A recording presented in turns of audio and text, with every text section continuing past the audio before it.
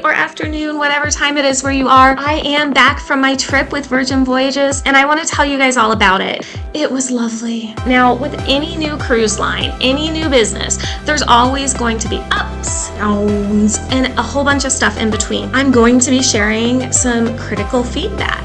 Does that mean that I think Virgin Voyages is wrong for you? No, I don't.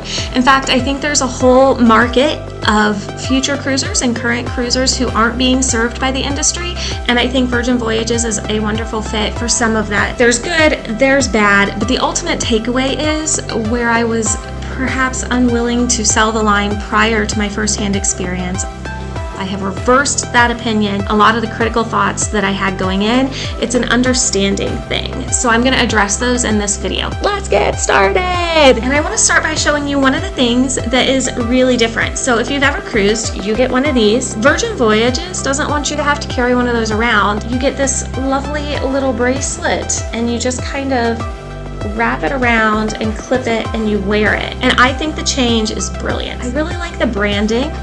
This says Virgin and it just clips through here. And it goes to talk about one of the things I enjoyed about Virgin. They have this huge focus on sustainability. You're gonna notice the gift shops are different. It's kind of the same shopping experience on every ship, on every cruise, on every brand.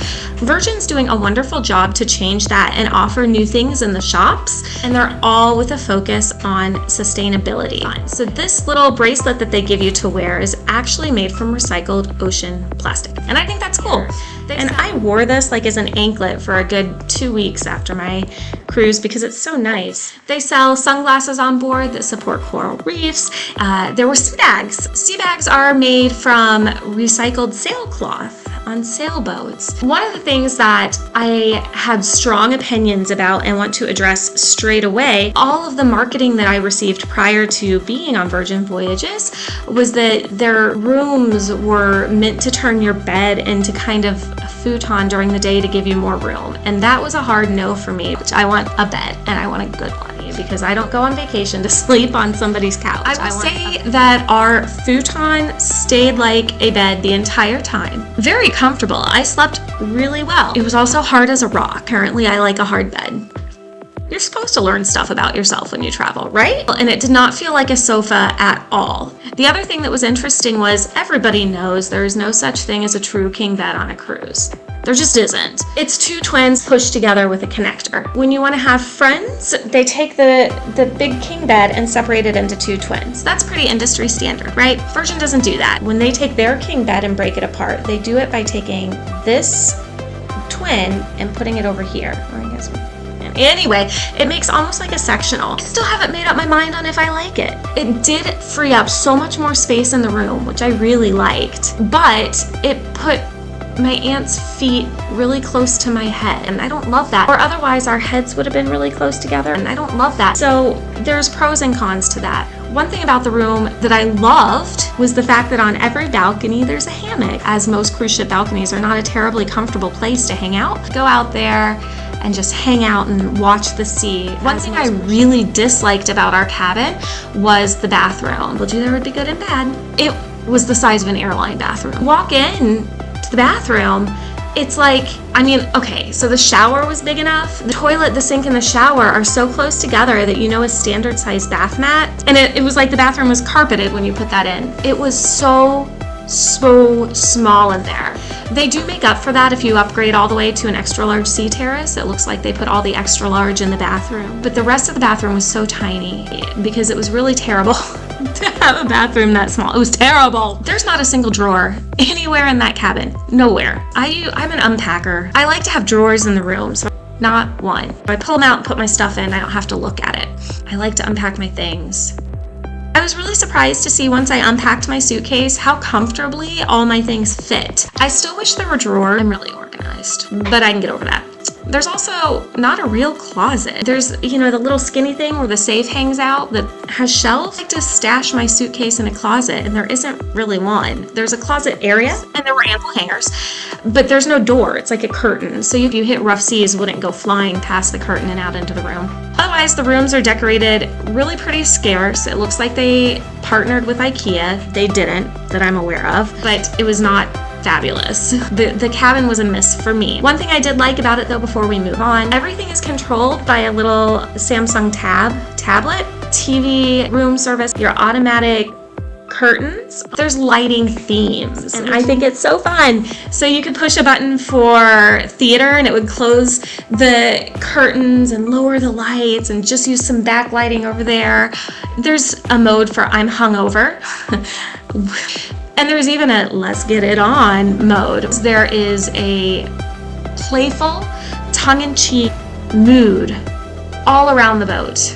Everywhere you go. I was like, come on guys, does everything have to have an innuendo? I guess I'm far from a prude. I like to think I'm pretty open-minded, if not set. Everything is sex. It's dripping sex. But by day 5 of my cruise, it was like, it felt a little sophomoric. It was a little over the top for me. Guys, I cruise a lot and I like to party.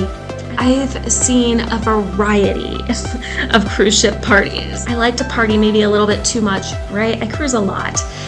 Virgin blows them all out of the water because what they do is so much better than anything I've seen out there. There's like not even a comparison. It's straight apples to oranges. I would go back just for the deck parties. So there's a pajama party, which I mean, come on, we've all done a pajama party in high school or maybe with our girlfriends in college. It was interesting to see it as an adult.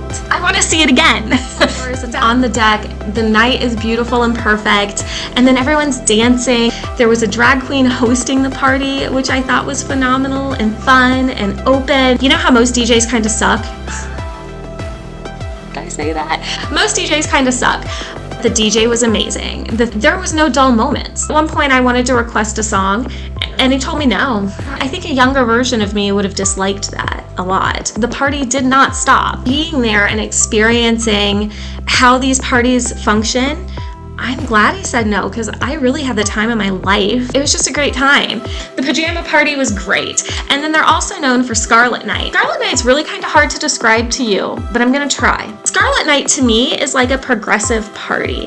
Have you ever been to a progressive dinner? So you leave your room and you leave the guest quarters and you're in any public open area and the staff is just having fun. Roaming musicians, bullhorn, it is the whole ship. So part of Scarlet Night as you're moving through the ship is that some staff members are gonna say, are you looking for something to do? The answer is, yeah, I'm looking for something to do. Code for I'm about to invite you to a secret bar or that you have to have an invitation to get into.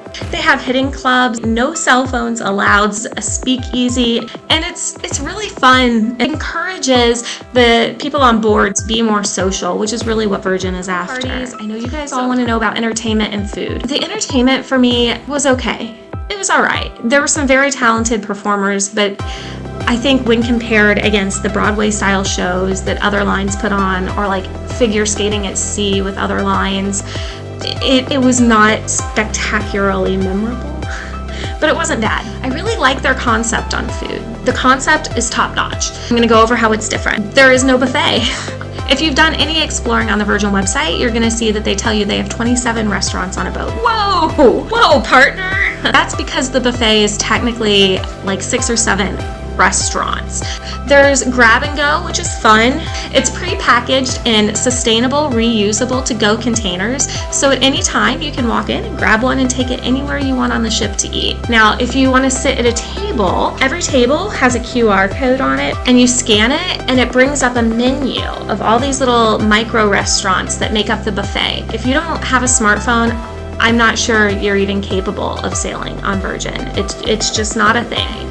And as soon as you scan that, a waiter comes over to check on you, order what you want from the buffet, and they go get it. Everybody goes to the buffet because it's quicker than main dining. Am I right? You would think that replacing the buffet with a quick serve model like this would slow things down, but it did not. So you weren't waiting in line behind Susan from Idaho, who's trying to find the perfect chicken nugget. She didn't get a say on which chicken nugget she wanted. It was just brought to her.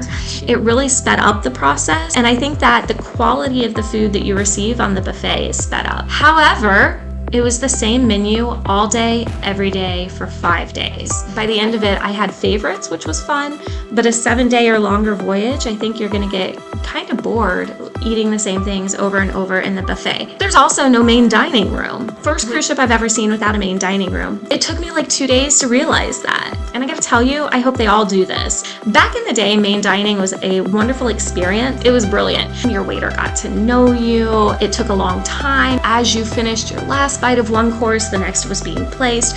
But of course, as time goes over and costs go up, that goes away.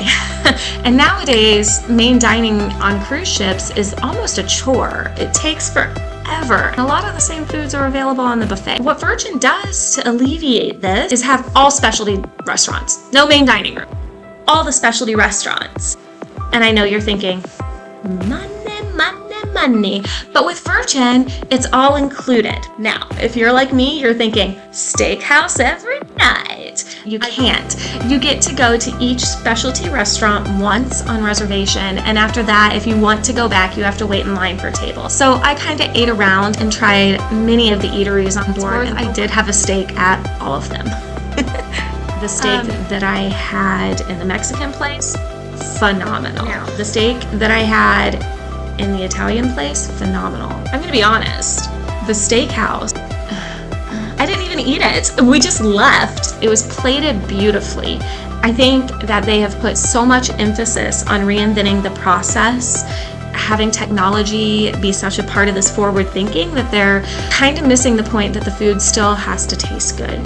And this was something we kind of ran into at multiple restaurants. We were so excited to go in, and we were swept up in the experience of the decor, fine details like unique silverware and rainbow tones. And then the food got to us, and most of it was very good, but there was always something that we were excited about that we were just like, and not in the way that you would expect either, just kind of in a disappointed way. So if you're a real big foodie, I would say go in with an open mind. The test kitchen is some of the best dining I've ever had. Do not miss that opportunity. Let's talk about alcohol on board. It is industry standard now to have a bar package. Even though I lose money on it, I love that because I don't like thinking about the cost of a drink. I just pay one price, bottoms up. I just want to have a drink when I want to have a drink. So I'm a big fan of drink packages. And the promise that Virgin Voyages has made is that they don't do a beverage package. In exchange, they said they were just going to have lower priced bar menus. And I'm here to tell you that that is a bold-faced lie, Virgin Voyages. I was actually so frustrated with the cost of the drinks that I went back to my cabin and used my free Wi-Fi, always included for everyone, so way to go on that, Virgin. But I used my free Wi-Fi to look up the current bar pricing on all the other major lines. For a cruise line that promised their drink prices would be lower to offset the lack of a drink package, they were actually the highest in the industry. So I find that a little misleading and frustrating, and I think that there's room for improvement there. The atmosphere on board is so party forward and centered. I felt almost pushed to consume alcohol by this. Normally that wouldn't bother me. I love a good time. It bothers me when I have to pay per drink, and I have to pay the highest rates I've seen in the industry per drink, that is something that is a part of the culture. Virgin has put a lot of effort into the onboard spaces. Spaces are beautiful and they're themed nicely and tastefully. Who is Virgin great for? Virgin is fabulous for anyone in the LGBTQ community. Virgin Voyages is like super open and laid back and come on, let's go. I feel like people in the community are going to feel a lot more comfortable here than they may on other lines. I often find that most cruise ships have Friends of Dorothy meet and greet at the bar, and that's it. It doesn't mean it's not an open and welcoming experience. It just means that it's tolerated, not embraced. So well done, Virgin Voyages, on creating an atmosphere of acceptance and inclusivity for everyone. I also think Virgin Voyages is for you if you don't like kids. They are adult only, and that was phenomenal. They are for you if you've never cruised, because they do so many things so differently. Traditional cruising, paxing, or old-fashioned, or slow-paced, or unenergetic, Virgin is going to be a great match for you. I had to have a come to Jesus with myself. Are you frustrated because this is really not a good product, or are you frustrated because it's different and you've been on like 40 cruises and that was the answer? So I think a lot of the negative feedback that Virgin gets is because all these very well cruised people are like, new line, gotta try it, completely different. I hate it. I'll tell you this. One of my favorite things about Virgin is they're lively and they're young. And one of my favorite parts, how happy the staff is to be there. They are afforded a lot more freedom and creativity than any other line I've seen. They're allowed to do their hair however they want. I saw colors, I saw fun styles, I saw more tattoos and piercing on staff than I've seen in probably 10 years on cruises combined. And if you're a person who's easily offended by this sort of thing, might not be a place that you enjoy. But I think as the world changes and opens and becomes more inclusive, it's lovely to see a new company embracing that. And it felt very body positive and self-confident. And that was really nice. I loved that. The staff is encouraged to interact with guests on social media, which for other lines is often a big no-no. So well done, Virgin, on making the people who live on your ships feel free. So if that was one of my biggest high, I do want to talk about Embarkation. Nobody likes Embarkation. Can we just start with that understanding? Nobody likes it.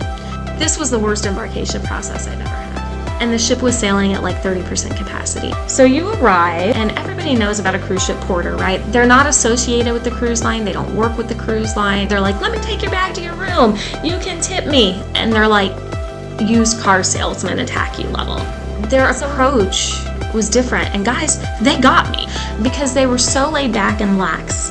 And they said, that bag's too big, it won't go through. And I'm like, I've taken this bag on every cruise I've ever been on. It goes through. And they're like, it won't go through. You're gonna come back here. And then they went on. They weren't pushy.